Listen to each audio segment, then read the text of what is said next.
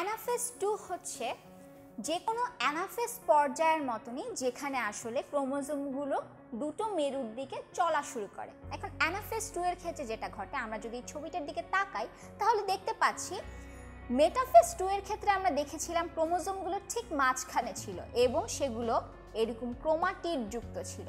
Anaphase পর্যায়টাতে এসে এই মাঝখানে সেন্ট্রোমিয়ার থেকে ক্রোমাটিডগুলো আলাদা হয়ে গিয়েছে।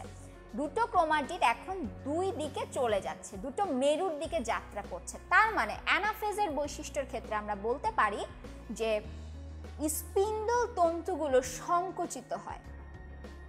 প্রথমে স্পিন্ডল তন্তুগুলো সংকুচিত হয় এবং এর সংকোচনের ফলে যে ক্রোমাটিডগুলো আছে সেই ক্রোমাটিডের টান পড়ে।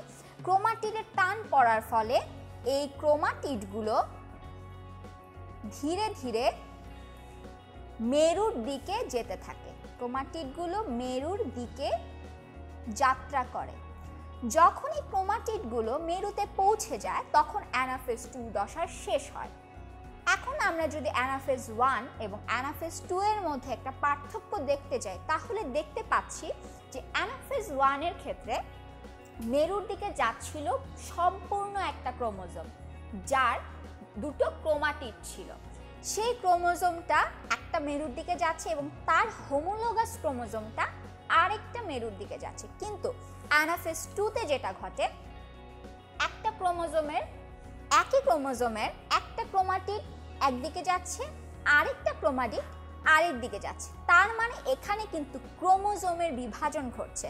তাহলে অ্যানাফেজ 2 এর আরেকটা বৈশিষ্ট্য সম্পর্কে আমরা বলতে পারি যে এখানে আসলে ক্রোমোজোম বিভক্ত হয়, ক্রোমোজোমের বিভাজন ঘটে। আমরা মায়োসিস কোষ বিভাজনের সংজ্ঞার মধ্যে প্রথমেই পড়েছিলাম যে একবার মাত্র ক্রোমোজোম বিভক্ত হয় এবং সেই ক্রোমোজোমের বিভাজনটা ঘটে হচ্ছে এই অ্যানাফেজ 2 তে এসে।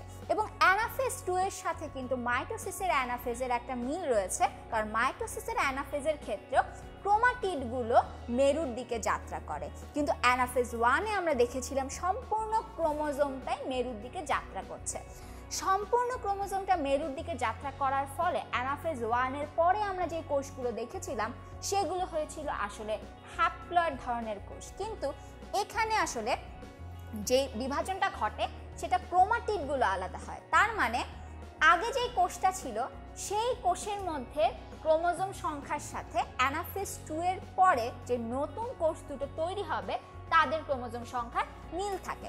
সেজন্য আমরা বলতে পারি যে অ্যানাফেজ 2 তে আসলে এই হ্যাপ্লয়েড সংখ্যাটা হ্যাপ্লয়েড হিসেবেই থেকে যাবে।